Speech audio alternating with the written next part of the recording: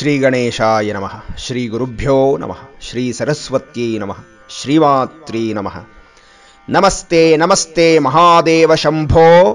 ನಮಸ್ತೆ ನಮಸ್ತೆ ದಯಾಪೂರ್ಣ ಸಿಂಧೋ. ನಮಸ್ತೆ ನಮಸ್ತೆ ಪ್ರಪನ್ನಾತ್ಮ ಬಂಧೋ. ನಮಸ್ತೆ ನಮಸ್ತೆ ನಮಸ್ತೆ ಮಹೇಶ. ಎಲ್ಲರಿಗೂ ನಮಸ್ಕಾರಗಳು. ಆತ್ಮೀಯರೇ, ಪುಷ್ಪದಂತ ಎಂಬ ಒಬ್ಬ ಶಿವಭಕ್ತ ಶಿವನ ಮಹಿಮೆಯನ್ನು ಕುರಿತು ಹೀಗೆ ಹೇಳ್ತಾನೆ. ಅಸಿತಗಿರಿಹಿಮಂ ಸ್ಯಾತ್ ಕಜ್ಜಲಂ ಸಿಂಧುಪಾತ್ರೆ ಸುರತರುವರ ಶಾಖಾ ಲೇಖನಿ ಪತ್ರಮೂರ್ವಿ ಲಿಖಿತ ಇತಿ ಗ್ರಹಿತ್ವಾ ಶಾರದಾ ಸರ್ವಕಾಲಂ ತದಪಿ ತವ ಗುಣಾನಾಮೀಶಪಾರಂ ನಯಾತಿ. ಯಾವಾಕೆಯನ್ನ ಅಕ್ಷರಾದಿದೇವತೆ, ಜ್ಞಾನಕ್ಕೆ ಅಧಿದೇವತೆ ಅಂತೆಲ್ಲ ಹೇಳ್ತೇವೆಯೋ ಅಂಥ ವಾಗ್ದೇವಿ ಶಾರದೆ ಸದಾಕಾಲ ನಿನ್ನನ್ನ ಹೊಗಳುತ್ತಿದ್ದರೂ, ಅವನ ಗುಣಗಾನವನ್ನು ಬರೆಯುತ್ತಿದ್ದರೂ ಇನ್ನೂ ಮುಗಿಯದಾಗಿದೆ ಅನ್ನುವಾಗ ಸಾಮಾನ್ಯರಾದ ನಾವು ಆ ಶಿವತತ್ವವನ್ನೋ ಮಹಿಮೆಯನ್ನೋ ಹೇಳಲು ಸಾಧ್ಯವೇ? ಆದ್ದರಿಂದ ತವ ತತ್ವಂ ನ ಜಾನಾಮಿ ಕೀದೃಶೋಸಿ ಮಹೇಶ್ವರ, ಯಾದೃಶೋಸಿ ಮಹಾದೇವ ತಾದೃಶಾಯ ನಮೋ ನಮಃ. ಹೇ ಮಹಾದೇವ, ನಿನ್ನ ತತ್ವವಾಗಲಿ ನಿನ್ನ ಮಹಿಮೆಯಾಗಲಿ ಸಾಮಾನ್ಯರಾದ ನಮಗೆ ತಿಳಿಯದು ಮಹೇಶ್ವರ. ಅಂತಹ ತಿಳಿಯದ ನಿನಗೂ ನಿನ್ನ ತತ್ವಕ್ಕೂ ನನ್ನ ಅನಂತ ನಮಸ್ಕಾರಗಳು ಅಂತ ಹೇಳಿ ಆ ಭಕ್ತ ಭಗವಂತನಿಗೆ ವಂದಿಸುತ್ತಾನೆ. ಹೀಗಾಗಿ ಶಿವನ ಮಹಿಮೆ, ಆತನ ತತ್ವ ವೇದಗಳಲ್ಲಿ, ವೇದಾಂತಗಳಲ್ಲಿ ದಾಖಲಾಗಿದೆ. ಆದರೆ ಒಂದು ಮಟ್ಟಕ್ಕೆ ಮಾತ್ರ. ಆ ಹಂತವನ್ನು ಮೀರಿದಾಗ ಪರಬ್ರಹ್ಮ ವಸ್ತು, ಅದರ ವಿವರಣೆ ಅಂತಂದಾಗ ಅದು ಅವಾಕ್ಕಾಗಿ ಬಿಡುತ್ತೆ. ಶಬ್ದಗಳಿಲ್ಲದೆ, ವಾಕ್ಯಗಳಿಲ್ಲದೆ ಭಗವಂತನನ್ನ, ಆ ಪರಬ್ರಹ್ಮ ತತ್ವನಾದ ಶಿವನನ್ನ ಹೊಗಳಲಾಗದೆ ಅವಾಕ್ಕಾಗಿ ನಿಲ್ಲುತ್ತದೆ ಅಂತ ನಾವು ನೋಡಿದ್ದೇವೆ.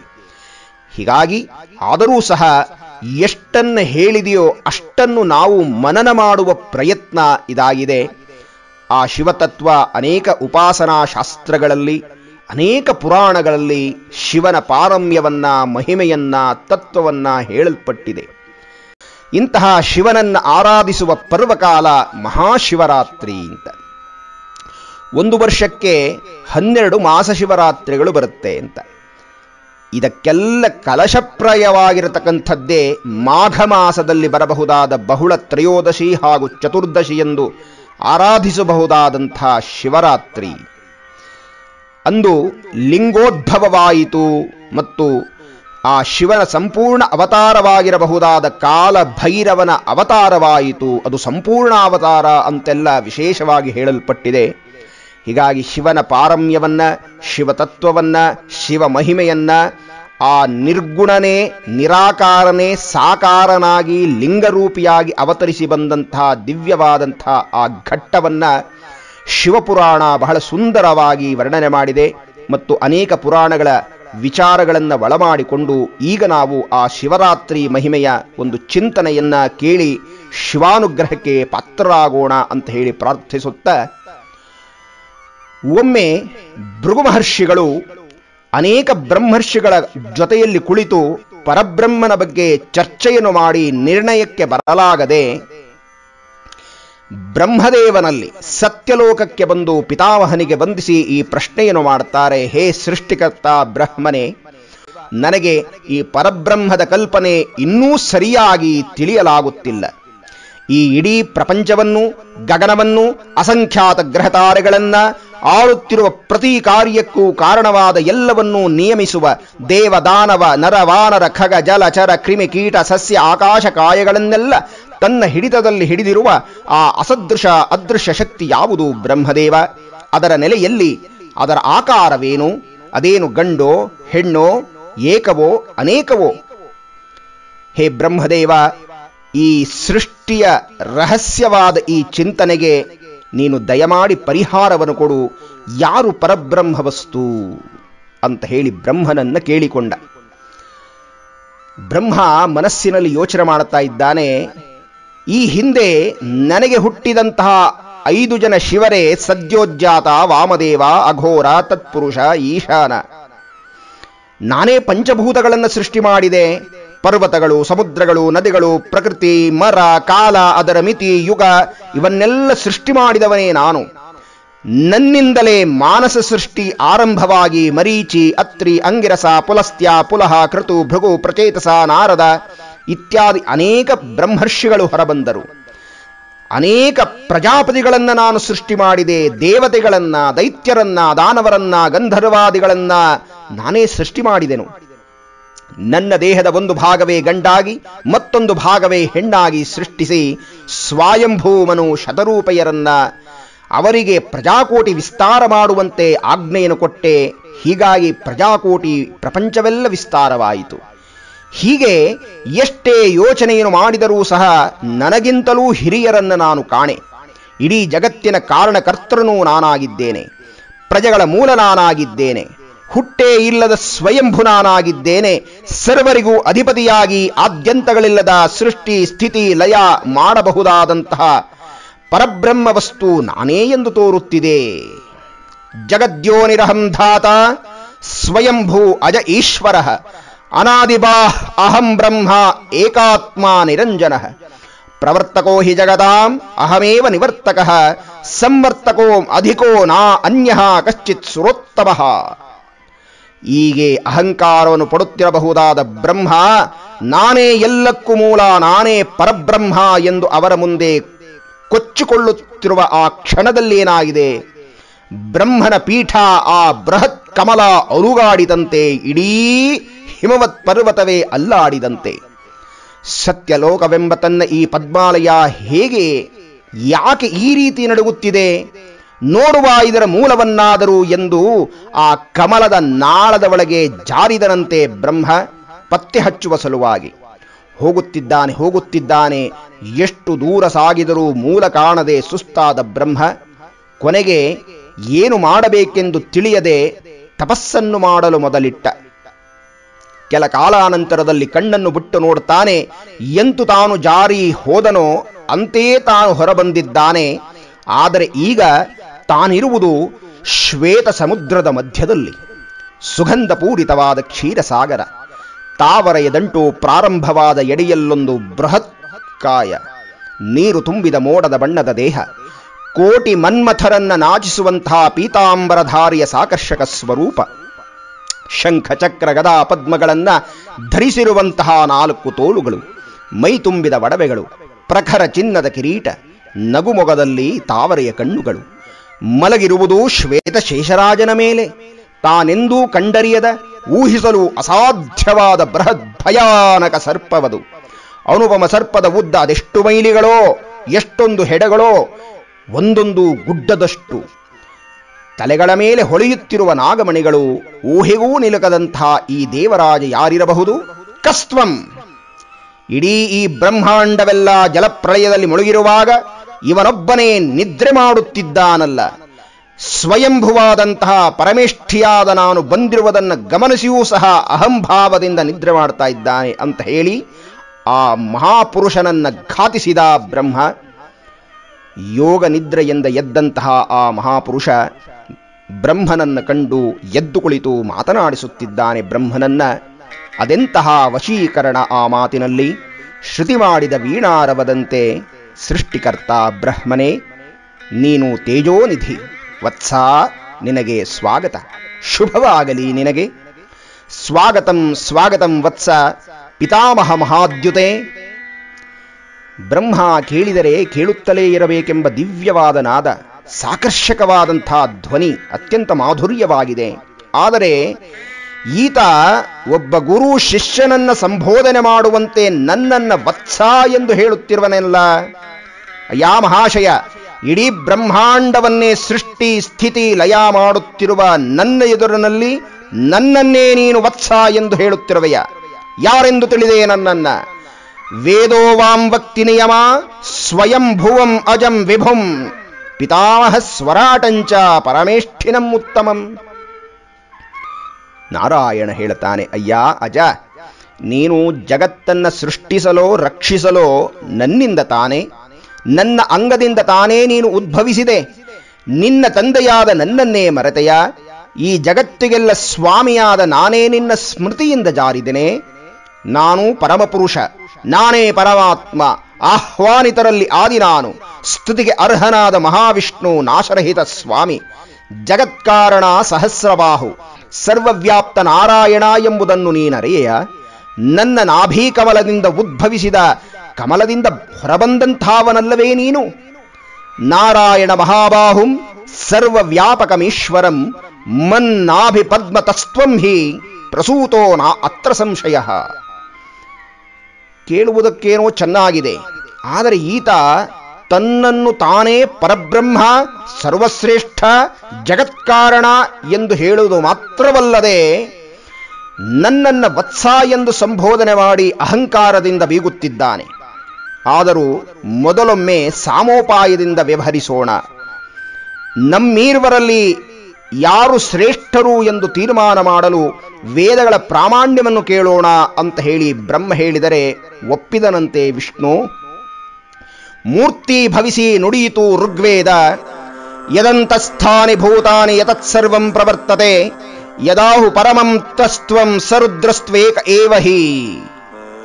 ಯಾವಾತನ ಆಂತರ್ಯದಲ್ಲಿ ಈ ಸಮಸ್ತ ಜೀವಜಂತುಗಳು ನೆಲೆಸುತ್ತಿರುವವೋ, ಯಾವಾತನಿಂದ ಈ ಎಲ್ಲಾ ಕಾರ್ಯಗಳು ಪ್ರವರ್ತಿಸುತ್ತಿರುವವೋ, ಆ ಪರಮತತ್ವ ಕೇವಲ ರುದ್ರನಲ್ಲದೆ ಬೇರೆ ಇನ್ನೊಬ್ಬರಿಲ್ಲ. ಯಜುರ್ವೇದ ಘೋಷಿಸಿದಂತೆ ಯೋ ಯಜರೈರಖಿಲೈರೀಶೋ ಯೋಗೇನ ಚ ಪ್ರವರ್ತ್ಯತೆ, ಯೇನ ಪ್ರಮಾಣಂ ಖಲು ನಸ್ತ ಏಕತಃ ಸರ್ವತಃ ಶಿವಃ. ಯೋಗಕ್ಕೂ ಯಾಗಕ್ಕೂ ಯಾರು ಗುರಿಯಾಗಿರುವವನೋ, ಯಾರಿಂದ ನಾವು ವೇದ ಪ್ರಾಮಾಣ್ಯವೆಂಬ ಪ್ರಾಶಸ್ತ್ಯಕ್ಕೆ ಪಾತ್ರರಾಗಿದ್ದೇವೆಯೋ, ಆ ಮಹಾಶಕ್ತ ಸರ್ವಶಕ್ತ ಏಕೈಕ ತತ್ವ ಆ ಶಿವನೇ. ಸಾಮವೇದ ಮಂಜುಳವಾಗಿ ಮಧುರವಾಗಿ ಗಾನ ಹಾಡುತ್ತ ಬಂತಂತೆ.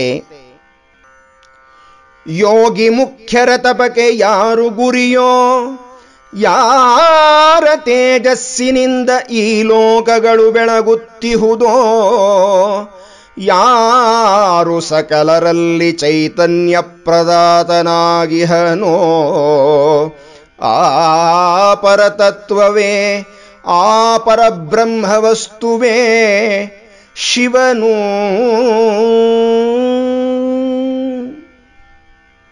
ಅಥರ್ವವೇದ ಅತ್ಯಂತ ಖಚಿತವಾಗಿ ಘೋಷಣೆ ಮಾಡುತ್ತಿದೆ.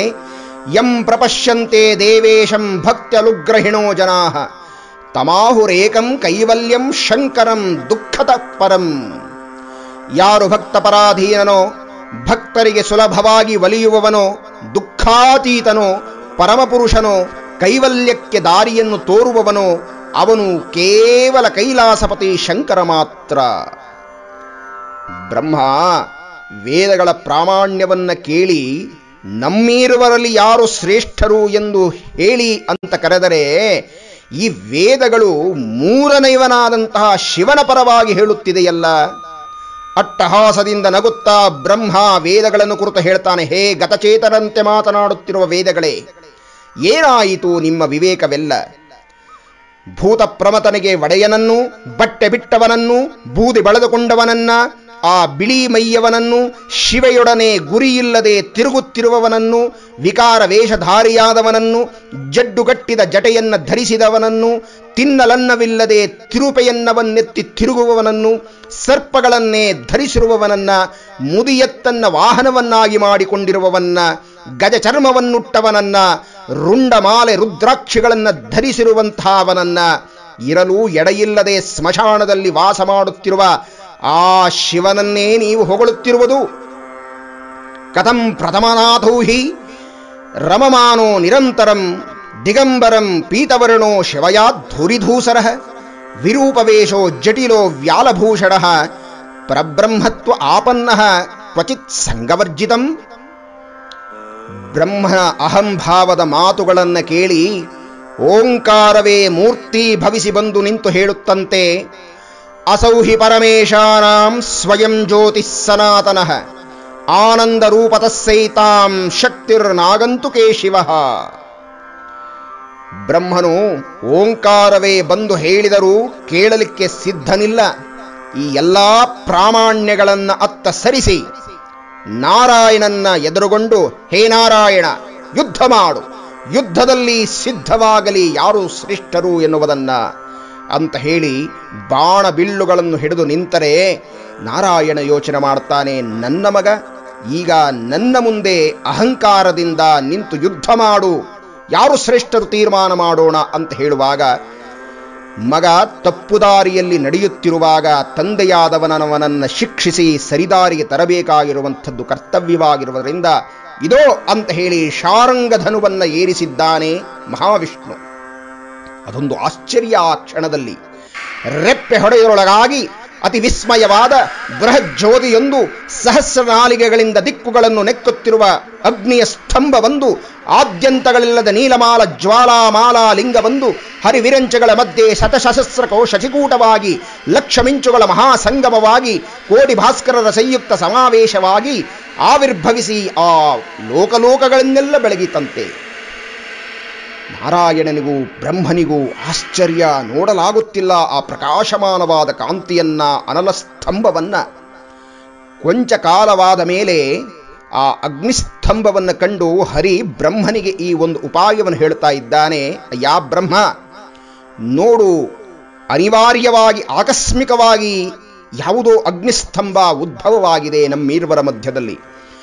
ಎಷ್ಟು ನೋಡಿದರೂ ಎತ್ತರಕ್ಕೆ ಕಾಣುತ್ತಿದೆ, ಎಷ್ಟು ಕೆಳಗೆ ನೋಡಿದರೂ ಇದರ ಆಳವನ್ನ ನೋಡಲಾಗಿದ್ದೇವೆ. ನೀನು ಈ ಅಗ್ನಿಸ್ತಂಭದ ತುದಿಯನ್ನು ನೋಡಿಕೊಂಡು ಬಾ, ನಾನಿದರ ಆಳಕ್ಕೆ ಹೋಗಿ ಇದರ ಮೂಲವನ್ನು ಹುಡುಕಿಕೊಂಡು ಬರುತ್ತೇನೆ. ಯಾರು ಮೊದಲು ಹುಡುಕಿಕೊಂಡು ಬರುತ್ತಾರೋ ಅವರೇ ಶ್ರೇಷ್ಠರು ಎಂದು ಒಪ್ಪೋಣ ಅಂತ ಹೇಳಿ ಮಹಾವಿಷ್ಣು ಒಂದು ಸಾಮೋಪಾಯವನ್ನ ಹೇಳುತ್ತಾನೆ. ಒಪ್ಪಿದ ಬ್ರಹ್ಮದೇವ ಹಂಸ ರೂಪವನ್ನ ತಾಳಿ ಹಾರುತ್ತಾ ಹಾರುತ್ತಾ ಹಾರುತ್ತಾ ಊರ್ಧ್ವಕ್ಕೆ ಲೋಕಾಲೋಕಗಳನ್ನು ದಾಟುತ್ತಾ ಹೋಗುತ್ತಿದ್ದಾನೆ ಹಂಸವಾಹನನಾದ ಬ್ರಹ್ಮ. ನಾರಾಯಣ ಯಜ್ಞವರಾಹಸ್ವಾಮಿ ಅವತಾರವನ್ನು ತಾನು ಧಾರಣೆ ಮಾಡಿಕೊಂಡು ಅತಲವನ್ನತ್ತಿಟ್ಟು ವಿತಲವನ್ನುಳಿದು ಸುತಲವನ್ನು ಸೇಳಿ ತಲಾತಲವನ್ನು ಭೇದಿಸಿ ಮಹಾತಲದ ಮಧ್ಯದಲ್ಲಿಳಿದು ರಸಾತಲವನ್ನು ಶೋಧಿಸಿ ಪಾತಾಳವನ್ನು ಪಕ್ಕಕ್ಕಿಟ್ಟು ಹುಡುಕುತ್ತಾ ಹೋಗುತ್ತಿದ್ದಾನೆ. ಹೋದಷ್ಟೂ ಆ ಅಗ್ನಿಸ್ತಂಭ ಬೆಳೆಯುತ್ತಲೇ ಇದೆ. ಎಷ್ಟೋ ಕಾಲವಾಗಿ ಹೋಗಿದೆ. ಈ ಹರಿವಿರಂಚಿಗಳು ಈ ಅನಲ ಸ್ತಂಭದ ಆ ಆದಿ ಅಂತ್ಯವನ್ನ ಹುಡುಕಲಾರದೆ ಸುಸ್ತಾಗಿ ಕೊನೆಗೆ ಹಿಂತಿರುಗಿ ಬರಬೇಕು ಅಂತ ಯೋಚನೆ ಮಾಡಿದ್ದಾರೆ. ನಾರಾಯಣ ಹಿಂತಿರುಗಿ ಬರುತ್ತಿದ್ದಾನೆ. ಬ್ರಹ್ಮನೂ ಇಳಿಯತೊಡಗಿದ. ಆದರೆ ಅವನಿಗೆ ಒಂದು ಕೇದಗೆಯ ಪುಷ್ಪ ಮೇಲಿನಿಂದ ಬೀಳುತ್ತಿರುವುದನ್ನು ಕಂಡ. ಆಶ್ಚರ್ಯವಾಯಿತು ಬ್ರಹ್ಮನಿಗೆ. ಇಷ್ಟು ಕಾಲದಲ್ಲಿ ಏನನ್ನೂ ಕಾಣದಂಥ ನನಗೆ ಇದ್ಯಾವುದೋ ಪುಷ್ಪ ಎದುರಾಗಿ ಕಾಣುತ್ತಿದೆಯಲ್ಲ ಅಂತ ಹೇಳಿ ಅದನ್ನು ಮುಟ್ಟಿ ಮಾತನಾಡಿಸುತ್ತಿದ್ದಾರೆ ಬ್ರಹ್ಮ. ಎಲೈ ಕೋಮಲ ಕೇದಗೆಯೇ, ಎಲ್ಲಿಂದ ಬರುತ್ತಿರುವೆ ನೀನು? ಆ ಪುಷ್ಪ ಹೇಳುತ್ತಿದೆ ಬ್ರಹ್ಮನಿಗೆ, ದೇವಾ, ನಾನು ಈ ಅಗ್ನಿಸ್ತಂಭದ ಶಿರೋಭಾಗದಲ್ಲಿದ್ದೆ, ಕ್ಷಯಿಸಿತು ಪುಣ್ಯ, ಬೀಳುತ್ತಿರುವೆನು ನಾನು ಈ ಅಗ್ನಿಸ್ತಂಭದ ಶಿರೋಭಾಗದಿಂದ ಕೆಳಗೆ ಅನೇಕ ಕಾಲದಿಂದ. ಬ್ರಹ್ಮನಿಗೆ ಮಹದಾನಂದವಾಯಿತು. ಆತ ಹೇಳ್ತಾ ಇದ್ದಾನೆ, ಅಯ್ಯ ಕೇದಗೆ, ನಾನು ಸೃಷ್ಟಿಕರ್ತ ಬ್ರಹ್ಮ, ನನಗೂ ವಿಷ್ಣುವಿಗೂ ಪಂದ್ಯ ಏರ್ಪಟ್ಟಿದೆ.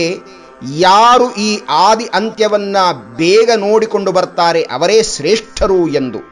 ಹೀಗಾಗಿ ನಾನು ನಿನ್ನನ್ನು ಕೊಂಡೊಯ್ದು ನಾರಾಯಣನ ಮುಂದೆ ನಿಲ್ಲಿಸುತ್ತೇನೆ. ನಾನು ಈ ಅಗ್ನಿಸ್ತಂಭದ ಶಿರೋಭಾಗವನ್ನು ತುದಿಯನ್ನು ಕಂಡೆ ಅಂತ ಹೇಳಿದಾಗ ನೀನು ಹೌದು ಎಂದು ತಲೆಯಾಡಿಸಬೇಕು ಅಂತ ಹೇಳಿ ಅದಕ್ಕೆ ಒಪ್ಪಿಸಿ ತಾನು ಕರೆತಂದಿದ್ದಾನೆ. ಏಕೆಂದರೆ ಪದವಿ ಅನ್ನುವಂಥದ್ದಿದೆ, ಮತ್ತೆಲ್ಲಾದರೂ ಶಾಪ ಕೊಟ್ಟುಬಿಟ್ರೆ ಭಯ ಅಂತ ಹೇಳಿ ಆ ಕೇದಗೆಯ ಪುಷ್ಪ ಒಪ್ಪಿ ಆ ಬ್ರಹ್ಮನ ಜೊತೆ ಬಂತಂತೆ.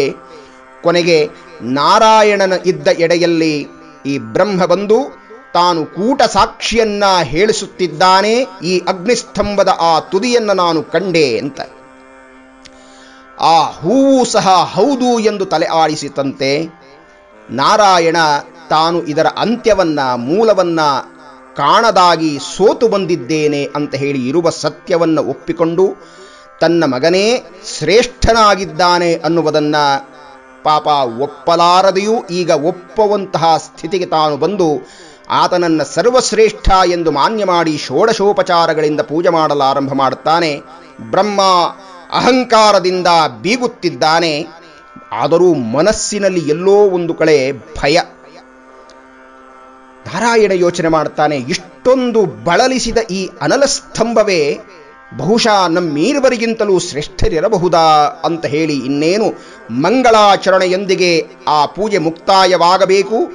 ಆ ಸಮಯಕ್ಕೆ ಇದ್ದಕ್ಕಿದ್ದಂತೆ ಕೋಟಿ ಶಿಲುಗಳು ಒಗ್ಗೂಡಿ ಗರ್ಜಿಸಿತು, ಶತಕೋಟಿ ಸೂರ್ಯರು ಪ್ರಜ್ವಲಿಸಿದರು, ಕೊಂಬು ಕಹಳೆ ಜಾಗಟೆ ಘಂಟೆ ಢಮರು ಡೋಲುಗಳ ವಾದ್ಯ ಸಂಕುಲಗಳು ಮೊಳಗಿದವು. ಸುಗಂಧ ಅನಿಲದಲ್ಲಿ ಬೆರೆಯಿತು, ನಿರಾಕಾರ ಸಾಕಾರವಾದಂತೆಯೂ ಉರಿವ ಅಗ್ನಿಕುಂಡದಿಂದ ನಿಗಿನಿಗಿಸುವ ಕೆಂಡದಂತೆ ಕಣ್ಣು ಕೋರೈಸುವ ಭಾಸ್ಕರ ಪ್ರಭೆಯ ನಡುವೆ ಕಾಣುವ ಸೂರ್ಯಮಂಡಲದಂತೆ 5 ಮುಖಗಳಿಂದ ತ್ರಿಶೂಲ ಢಮರು ಇತ್ಯಾದಿಗಳಿಂದ ಶೋಭಾಯಮಾನನಾಗಿ ಗಂಗಾ ಕಿರೀಟಿಧಾರಿಯಾಗಿ ವ್ಯಾಘ್ರಾಜನವನ್ನ ಬಿಟ್ಟು ಪಾರ್ವತಿ ಸಹಿತನಾಗಿ ಪ್ರತ್ಯಕ್ಷನಾಗಿದ್ದಾನಂತೆ ಪರಮೇಶ್ವರ ಕಾಣುತ್ತಿರುವ ಆ ಅನಲಸ್ತಂಭದಿಂದ. ಹರಿಯು ಶಿವನ ಆ ದಿವ್ಯ ಮಂಗಳ ವಿಗ್ರಹವನ್ನು ಕಂಡು ನಮಸ್ಕಾರವನ್ನು ಮಾಡಿದ. ಶುದ್ಧ ಸ್ಫಟಿಕ ಸಂಕಾಶಂ ತ್ರಿನೇತ್ರಂ ಪಂಚವಕ್ತ್ರಂ ದಶಭುಜಂ ಸರ್ವಾಭರಣಭೂಷಿತಂ ನೀಲಗ್ರೀವಂ ಶಶಾಂಕಂ ಚಿಹ್ನಂ ನಾಗಯಜ್ಞೋಪವೀತಿನಂ ನಾಗಾಭರಣಭೂಷಿತಂ ವ್ಯಾಘ್ರಚರ್ಮ ಉತ್ತರೀಯಕಂ ಕಮಂಡಲ ಅಕ್ಷಸೂತ್ರಧರಂ ಅಭಯ ವರ ಕರ ಶೂಲಹಸ್ತ ಜ್ವಲಂತಂ ಕಪಿಲ ಜಟಿನ ಶಿಖಾಮುದ್ಯತೋದ್ಧಾರಿಣಂ ವೃಷಸ್ಕಂದ ಸಮಾರೂಢಂ ಉಮಾದೇಹಾರ್ಧಧಾರಿಣಂ. ಹೀಗೆ ಆ ಸ್ವಾಮಿ ದಿವ್ಯ ಮಂಗಳ ವಿಗ್ರಹವನ್ನ ಧರಿಸಿ ನಿಂತಿರುವಾಗ ಕುಶಲ ಪ್ರಶ್ನೆಯನ್ನು ಮಾಡಿ ನಮಿಸಿ ನಿಂತ ನಾರಾಯಣ. ಬ್ರಹ್ಮ ಶಿವನನ್ನು ಕಂಡು ಅಟ್ಟಹಾಸದಿಂದ ನಗುತ್ತಾ ಅಹಂಭಾವದಿಂದ ನುಡಿದ, ಇವನು ನನ್ನ ಮಗನಲ್ಲವೇ? ಅಯ್ಯಾ ರುದ್ರ, ನಮಸ್ಕರಿಸು ನನಗೆ, ಸಲಹುವೆ ನಾನಿನ್ನನ್ನ. ಬ್ರಹ್ಮನ ಅಹಂಕಾರದ ಆ ಎಲ್ಲೆ ಮೀರಿದ ಮಾತುಗಳನ್ನು ಕೇಳಿ ಬ್ರಹ್ಮದೇವನ ಮೇಲೆ ನಿಜಕ್ಕೂ ಕ್ರುದ್ಧನಾದ ಶಿವ. ಇಲ್ಲಿ ಹಿಂದೆ ಬ್ರಹ್ಮ ತಾನು ಒಂದು ಕಾಲದಲ್ಲಿ ಶಿವನನ್ನ ಪ್ರಾರ್ಥನೆ ಮಾಡ್ತಾನೆ, ನೀನು ನನ್ನ ಮಗನಾಗಿ ಅವತರಿಸಬರಬೇಕು ಅಂತ. ಬ್ರಹ್ಮ ಕೇಳಿದ್ದರಿಂದ ಅವನ ಪ್ರಾರ್ಥನೆಗೆ ಒಳಗಾಗಿ ಸ್ವಾಮಿ ತಾನು 5 ರೂಪದಲ್ಲಿ ಅವತರಿಸಿ ಬಂದಿರುವುದೇನೋ ನಿಜ. ಆದರೆ ನಾವು ಹೇಗೆ ಹಿಂದೆ ದಾಕ್ಷಾಯಣಿ ಆದಿಪರಾಶಕ್ತಿಯಾಗಿದ್ದವಳು ದಕ್ಷನ ಮಗಳಾಗಿ ಬಂದಳೋ ಅನ್ನುವುದನ್ನು ಹೇಗೆ ನಾವು ಕಥಾಭಾಗದಲ್ಲಿ ಕೇಳ್ತೇವೆಯೋ ಅದನ್ನೇ ಇಲ್ಲಿಯೂ ಸಹ ಅನ್ವಯ ಮಾಡಬೇಕು ಅಂತ. ಶಿವ ಕ್ರುದ್ಧನಾಗಿ ಹೇಳ್ತಾನೆ, ಯಲಾ ಬ್ರಹ್ಮ, ಯಾರೊಂದುಕೊಂಡೇ ನನ್ನನ್ನ? ನನ್ನ ದೇಹದ ಬಲಭಾಗದಿಂದ ಉದಿಸಿ ವಿಷ್ಣುವಿನ ನಾಭಿ ಕಮಲದಲ್ಲಿ ಕುಳಿತ ನಿನಗೆ ನನ್ನನ್ನೇ ವತ್ಸ ಎಂದು ಹೇಳುವಷ್ಟು ಕೊಬ್ಬೆ, ನಮಸ್ಕಾರ ಮಾಡು ಎಂದು ಹೇಳುತ್ತಿರುವೆಯ? ನೀನೇ ಪರಬ್ರಹ್ಮನೆಂದು ಸೊಟ್ಟು ಹೊಡೆದದ್ದು ಮಾತ್ರವಲ್ಲದೆ ಅದನ್ನು ಸಾಧಿಸಲು ಸುಳ್ಳು ಸಾಕ್ಷಿಯನ್ನು ಆಧರಿಸಿರುತ್ತಿರುವೆಯ? ನೀನಾರೇ ಆಗಿದ್ದರೂ, ನೀನು ಪವಿತ್ರ ಬ್ರಹ್ಮವಂಶಾದ ಆರಂಭವೇ ಆಗಿದ್ದರೂ ಸಹ, ಸೃಷ್ಟಿಕರ್ತನೇ ಆಗಿದ್ದರೂ ಈ ತಪ್ಪಿಗೆ ದಂಡ ಅನಿವಾರ್ಯ, ಅವಶ್ಯ ಅಂತ ಹೇಳಿ ಪ್ರಳಯ ಕಾಲದ ರುದ್ರರ ಹುಬ್ಬುಗಳು ಕೊಂಕಿ ಭ್ರೂ ಮಧ್ಯಭಾಗದಿಂದ ಕೆಂಪು ಕೆಂಡವಾಗಿ ರಕ್ತವರ್ಣದ ಮಾಂಸದ ತುಂಡೊಂದು ಉದುರಿದಂತೆ ಕೆಂಪು ರಕ್ತ ಭಾಗ ಬಿದ್ದು ಆಕಾರಗೊಂಡು ಬೆಳೆದು ಭೈರವಾಕಾರ ಧರಿಸಿ ನಿಂತಿದಂತೆ ಆ ಮಹಾಶಕ್ತ ಬ್ರಹ್ಮ ದರ್ಪನಾಶಕ್ಕೆ ರುದ್ರ ಭೂಮಧ್ಯದಿಂದ ಹುಟ್ಟಿದ ಅಕರಾಳ ವಿಕರಾಳ ಅದ್ಭುತಾಕಾರ ಭೈರವ ಕೆಂಪು ಕೆನ್ನಾಲೆಗಳ ನಿಮಿರಿ ನಿಂತ ಕೆಂಗೂದಲ ತಲೆಯ ಬಿಸಿಯುಸಿರಿನ ಹೊಳ್ಳೆಗಳ ಅಗಲ ಮೂಗಿನ ಕ್ರೂರ ಕೋರೆದಾಡೆಗಳ ರಕ್ತಮೆತ್ತಿದ ಶೂಲದ ಹುಡೆಸಗೊಂಬೆ ಕರಗಳ ಹಸಿತಲಗಳ ಕಂಠಮಾಲೆಯ ಭೀಕರಾಕಾರನಾದ ಭೈರವ ಶಿವನ 44ನೇ ಅವತಾರವಾಗಿ ನಿಂತು ಬನ್ನಯಿಸಿದ ಪರಮಾತ್ಮನಾದ ಶಿವನಲ್ಲಿ ತನ್ನ ಕರ್ತವ್ಯಕ್ಕಾಗಿ ಭೈರವಾಖ್ಯಾಂ ಭ್ರುವೋರ್ಮಧ್ಯೆ ಬ್ರಹ್ಮ ದರ್ಪ ಜಿಘಾಂಸಯ. ಭೈರವನಿಗೆ ಶಿವ ಹೇಳಿದ, ಯಮ ಕೂಡ ಹೆದರುವೆನು ನಿನ್ನ ಕಂಡೊಡನೆ. ಆದ್ದರಿಂದ ಭೈರವನೇ, ಕಾಲ ಭೈರವ ನೀನು. ಬಿರುದು ಆವರ್ತಕವು ನಿನಗೆ ಭೈರವ ನಿನಗಹುದು. ದುಷ್ಟರನ್ನಪ್ಪಳಿಸಿ ದಂಡನೆಯನ್ನು ವಿಧಿಸು ಈ ದರ್ಪಿಷ್ಟ ಬ್ರಹ್ಮನಿಗೆ, ಅಪರ ಯಮನಾಗಿರುವ ಕಾಲರಾಜ. ಆ ಕೂಡಲೇ ಭೈರವನು ಬ್ರಹ್ಮನ 5 ಮುಖದಲ್ಲಿ ಯಾವುದು ಇಷ್ಟು ಹೊತ್ತುಗಳ ಕಾಲ ಶಿವನಿಂದನೆಯನ್ನು ಮಾಡಿ ಅಹಂಕಾರದಿಂದ ಬೀಗಿತ್ತೋ ಆ ಮುಖವನ್ನ ತನ್ನ ಉಗಿರಿನಿಂದ ಕಿತ್ತು ಹಾಕಿದನಂತೆ. ವಾಮಾಂಗ್ರಿ ನಖಾಗ್ರೇಣ ಚಕರ್ತಕ ವಿದೇಶಿರ. ಭೀತನಾದ ಬ್ರಹ್ಮ ಭೈರವನ ಪದತಲದಲ್ಲಿ ಎರಗಿ ನಮಸ್ಕಾರವನ್ನು ಮಾಡುತ್ತಿದ್ದಾನೆ. ನಮೋ ಭೂತನಾಥಂ, ನಮೋ ಪ್ರೇತನಾಥಂ, ನಮಃಕಾಲಕಾಲಂ, ನಮ ರುದ್ರಮಾಲಂ, ನಮಃಕಾಲಿಕಾ ಪ್ರೇಮಲೋಲಂ ಕರಾಲಂ, ನಮೋ ಭೈರವಂ ಕಾಶಿಕಾಕ್ಷೇತ್ರಪಾಲಂ. ನಾರಾಯಣನೂ ಸಹ ಶಿವನನ್ನ, ಕಾಲಭೈರವನನ್ನ ನಮಿಸಿ ಶಾಂತನಾಗಿ ನಿಲ್ಲಲು ಪ್ರಾರ್ಥನೆ ಮಾಡ್ತಾನೆ. ಹೇ ದೇವ ಮಹಾದೇವ, ನೀನೇ ಈತನನ್ನು ಸೃಷ್ಟಿಸಿ ನಿನ್ನ ಪ್ರಾತಿನಿಧಿಕವಾಗಿ 5 ಮುಖಗಳನ್ನೇ ಈತನಿಗೆ ಕೊಟ್ಟಿದ್ದೆ. ಎಷ್ಟಿದ್ದರೂ ಈತ ಸೃಷ್ಟಿಕರ್ತ ಬ್ರಹ್ಮ. ಈಗ 1 ತಲೆ ಹೋಗಿ ಶಾಸ್ತಿಯಾಗಿದೆ. ಇನ್ನು ದಯಮಾಡಿ ನಿನ್ನ ಕೋಪವನ್ನು ಶಮನ ಮಾಡಿಕೊಂಡು ಬ್ರಹ್ಮನನ್ನ ಕ್ಷಮಿಸು. ಶಾಂತನಾದ ಶಿವ, ನಿಲ್ಲು ಭೈರವ, ಈ ಹರಿವಿರಂಚಿಗಳು ನನ್ನ ದೇಹದ ಎಡಬಲಭಾಗದಿಂದ ಬಂದವರಾಗಿದ್ದಾರೆ. ಇವರಿರುವರಿಗೂ ಸಹ ನೀನು ಗೌರವವನ್ನು ಕೊಡಲೇಬೇಕು. ಈತ ಬ್ರಾಹ್ಮಣನಾಗಿರುವುದರಿಂದ ಆ ದೋಷ ನಿನಗೆ ತಪ್ಪದಾಗಿದೆ. ಆತನ ಶಿರದ ಕಪಾಲ ನಿನ್ನ ಕೈಗೆ ಅಂಟಿಕೊಳ್ಳಲಿ. ನಿನಗೆ ಯಾವ ಕ್ಷೇತ್ರದಲ್ಲಿ ಇದರ ವಿಮೋಚನೆಯಾಗುತ್ತೋ ಅಲ್ಲಿ ನೀನು ನೆಲೆಸು. ಅದು ಮುಂದೆ ಕಾಶಿ ಕ್ಷೇತ್ರವಾಗುತ್ತೆ. ಕಾಲಭೈರವ ಅಲ್ಲಿ ಕ್ಷೇತ್ರಾಧಿಪತಿಯಾಗಿ ಭಕ್ತರ ಭವಣೆಯನ್ನು ಕಳೆಯುತ್ತಿದ್ದಾನೆ. ಮಹಾಕರುಣಾಮಯಿಯಾಗಿರತಕ್ಕಂಥವನು ಕಾಲಭೈರವ. ಆತನ ಚಿಂತನೆ, ಆತನ ತತ್ವ ಬಹಳ ವಿಶೇಷವಾಗಿದೆ. ಭಗವಂತನ ಒಂದು ಅನುಗ್ರಹವಾಯಿತು ಎಂದರೆ ಮುಂದೊಮ್ಮೆ ಕಾಲಭೈರವನ ತತ್ವವನ್ನು ವಿಶೇಷವಾಗಿ ಪ್ರತ್ಯೇಕವಾಗಿ ಚಿಂತನೆಯನ್ನು ಮಾಡೋಣ. ಇಲ್ಲಿ ಬ್ರಹ್ಮನಿಗೆ ಶಾಪವಿತ್ತು. ಶಿವ ಹೇಳುತ್ತಿದ್ದಾನೆ, ಬ್ರಹ್ಮ, ಹರಿಯಲ್ಲಿ ಅಹಂಭಾವದಿಂದ ನಡೆದುಕೊಳ್ಳಲ್ಲದೆ ಸುಳ್ಳು ಸಾಕ್ಷಿಯನ್ನು ಆಧರಿಸಿ ಪೂಜೆಯನ್ನು ಕೈಗೊಂಡಂತಹ ಬ್ರಹ್ಮನೇ, ಇದೇ ನಿನಗೆ ಕೊನೆ ಪೂಜೆಯಾಗಲಿ. ಇನ್ನು ಮುಂದೆ ನಿನಗೆ ದೇಗುಲಗಳಾಗಲಿ, ಅರ್ಚನೆಗಳಾಗಲಿ, ಮೂರ್ತಿ ಪೂಜೆಗಳಾಗಲಿ, ಉತ್ಸವಗಳಾಗಲಿ ಎಲ್ಲವೂ ಇಲ್ಲದಂತಾಗಲಿ. ಆದಸ್ತೆ ಸಕೃತಿರ್ಲೋಕೆ ಭೂಯಸ್ಥಾನ್ ಉತ್ಸವಾಧಿಕಂ. ಕೇದಗೆಯ ಪುಷ್ಪ ಗಡಗಡಗಡನೆ ನಡುಗುತ್ತಿದೆ. ಕೂಡಸಾಕ್ಷಿ ಕೇದಗೆಯೇ, ದುಷ್ಟ ನೀನು, ಶಠ ನೀನು, ದೂರವಿರು ನನ್ನಿಂದ. ಎಲ್ಲ ಪುಷ್ಪಗಳ ಅರ್ಚನೆಯನ್ನು ನಾನು ಕೊಳ್ಳುವೆನಾದರೂ ಸಹ ಇನ್ನು ಮುಂದೆ ನನ್ನ ಪೂಜೆಗೆ ನೀನು ಅನರ್ಹನಾಗಿದ್ದೀಯೇ. ರೇ ಕೇದಗ, ದುಷ್ಟಸ್ತ್ವಂ ಶಠ ದೂರಮಿತೋ ವ್ರಜ. ಆತ್ಮೀಯರೇ, ಆ ಕ್ಷಣದಿಂದ ಶಿವನ ಪೂಜೆಯಲ್ಲಿ ಕೇದಗೆಯ ಪುಷ್ಪಕ್ಕೆ ಜಾಗವಿಲ್ಲ. ಮತ್ತು ಶಿವನ ಶಾಪದಂತೆ ಬ್ರಹ್ಮನಿಗೂ ಮೂರ್ತಿ ಪೂಜೆ ಇಲ್ಲ ಅಂತ ಹೇಳಿ ಶಾಸ್ತ್ರಕಾರರು ಹೇಳ್ತಾರೆ. ಮಹಾವಿಷ್ಣುವಿನ ಕಡೆಗೆ ತಿರುದು ಅತ್ಯಂತ ಪ್ರೀತಿಯಿಂದ ಈ ಮಾತುಗಳನ್ನು ಶಿವ ಹೇಳುತ್ತಿದ್ದಾನೆ. ಅಯ್ಯ ಸತ್ಯಸಂಧ ನಾರಾಯಣ, ನನ್ನ ಹೃದಯದಲ್ಲಿ ನಿವಾಸನಾಗಿರತಕ್ಕಂಥವನೇ, ನನಗೆ ಅತ್ಯಂತ ಪ್ರಿಯನಾಗಿರತಕ್ಕಂಥ ಹೇ ನಾರಾಯಣ, ಇನ್ನು ಮುಂದೆ ನನ್ನಂತೆಯೇ ನಿನಗೇ ಸಹ ಪ್ರತಿಷ್ಠೆಗಳು, ಉತ್ಸವಗಳು, ಮಹೋತ್ಸವಗಳು, ಬ್ರಹ್ಮೋತ್ಸವಗಳು ಸದಾಕಾಲ ನಡೆಯುತ್ತಿರಲಿ. ಎಲ್ಲೆಲ್ಲಿ ನಿನ್ನ ಪೂಜೆ ನಾಮಸ್ಮರಣೆಗಳು ನಡೆಯುತ್ತೋ ಅಲ್ಲಿ ನಾನು ಅತ್ಯಂತ ಪ್ರೀತಿಯಿಂದ ಅದನ್ನು ಕೇಳಿ ತೃಪ್ತನಾಗುತ್ತೇನೆ. ಈ ಬ್ರಹ್ಮನ ಅಹಂಕಾರಕ್ಕೆ, ಸುಳ್ಳು ಸಾಕ್ಷಿಗೆ ಒಳಪಟ್ಟು ಪಾಪ ತಿಳಿಯದೆ ನೀನು ಸತ್ಯನಾಗಿ ಮೆರೆದದ್ದರಿಂದ ನೀನು ಸತ್ಯನಾರಾಯಣ ಎಂಬ ಖ್ಯಾತಿಗೆ ಪಾತ್ರನಾಗು. ಆಗ ಬ್ರಹ್ಮ, ನಾರಾಯಣ, ಅಲ್ಲಿರುವ ಅನೇಕಾನೇಕ ಸುರರು ಶಿವನನ್ನ ಭಕ್ತಿಯಿಂದ ಶ್ರದ್ಧೆಯಿಂದ ಪೂಜೆ ಮಾಡುತ್ತಾರೆ. ಈ ಪೂಜೆಗೆ ಒಲಿದಂತಹ ಪರಮೇಶ್ವರ ತುಷ್ಟನಾಗಿ ದೇವಶಾಸನವೊಂದನ್ನು ಕರುಣಿಸುತ್ತಿದ್ದಾನೆ ಲೋಕಕ್ಕೆ. ಪುತ್ರರೇ, ನಿಮ್ಮಿ ಭಕ್ತಿ, ನಿಮ್ಮಿ ಪೂಜೆಯಿಂದ ತುಷ್ಟ ನಾನು. ಅದು ಕಾರಣ ಈ ದಿನ ಇನ್ನು ಮುಂದೆ ಮಹಾದಿನವೆಂದು ಪ್ರಸಿದ್ಧಿಯಾಗಲಿ. ಭವಿಷ್ಯದಲ್ಲಿ ಈ ದಿನ ಮಹಾಶಿವರಾತ್ರಿ ಎಂದು ಪ್ರಸಿದ್ಧಿಯನ್ನು ಹೊಂದಲಿ. ಈ ಪುಣ್ಯ ದಿನ ನನಗೆ ಅತ್ಯಂತ ಪ್ರಿಯ ದಿನವಾಗಿದ್ದು, ಅಂದು ಇಡೀ ದಿನ ಅಹೋರಾತ್ರಿ ಆಹಾರವನ್ನು ವರ್ಜಿಸಿ ಇಂದ್ರಿಯಗಳನ್ನು ಅಧೀನದಲ್ಲಿಟ್ಟುಕೊಂಡು ಶಕ್ತಿ ಇದ್ದಷ್ಟು ಜಿಪುಣನಾಗದೆ ನನ್ನನ್ನು ಅರ್ಚಿಸಬೇಕು. ವರ್ಷವಿಡೀ ಪೂಜೆ ಮಾಡಿದಂತಹ ಪೂಜೆಗೆ ಸಮಾನ ಈ ಒಂದು ಮಹಾಶಿವರಾತ್ರಿ ಎಂದು ಅರ್ಚಿಸಿದಂತಹ ಪೂಜಾ ವಿಧಿವಿಧಾನಗಳನ್ನು ಅಂದು ನನ್ನ ದರ್ಶನ ಮಾಡಿದರೂ ಸಾಕು, ನಿರೀಕ್ಷಿತ ಫಲಗಳು ದೊರೆಯುತ್ತದೆ ಅಂದ ಮೇಲೆ ಆರಾಧಿಸಿ ಉಪವಾಸ, ಜಾಗರಣೆ, ನಾಮಜಪ, ಧ್ಯಾನ, ನನ್ನ ಮಹಿಮೆಗಳನ್ನೊಳಗೊಂಡಂತಹ ದಿವ್ಯವಾದಂತಹ ನನ್ನ ಕಥೆಗಳನ್ನು, ಚಿಂತನೆಗಳನ್ನು ಕೇಳಿದವರ ಐಶ್ವರ್ಯವನ್ನು ವರ್ಣಿಸಲೇಬೇಕಾಗಿಲ್ಲ.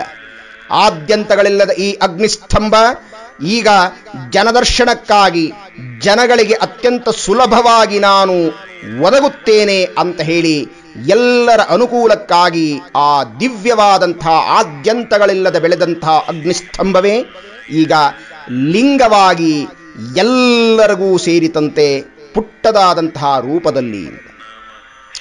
ತುಷ್ಟೋಹ ಮಧ್ಯಮಾಂ ವತ್ಸೌ ಪೂಜೆಯಾಸ್ಮಿನ್ ಮಹಾದಿನೇ ದಿನಮೇ ತತ್ಪತಃ ಪುಣ್ಯಂ ಭವಿಷ್ಯತಿ ಮಹತ್ತರಂ. ಶಿವರಾತ್ರಿ ಖ್ಯಾತ ತಿತಿರೇಷು ಮಮ ಪ್ರಿಯ ಶಿವರಾತ್ರ ಮಹೋರಾತ್ರಂ ನಿರಾಹಾರೋ ಜಿತೇಂದ್ರಿಯ. ಅರ್ಚಯಿತ್ವಾ ಯಥಾ ನ್ಯಾಯಂ ಯಥಾ ಬಲಮವಂಚಕಂ ಯತ್ಫಲಂ ಲಭತೆ ಸದ್ಯಃ ಶಿವರಾತ್ರೋ ಮದರ್ಚನಾತ್.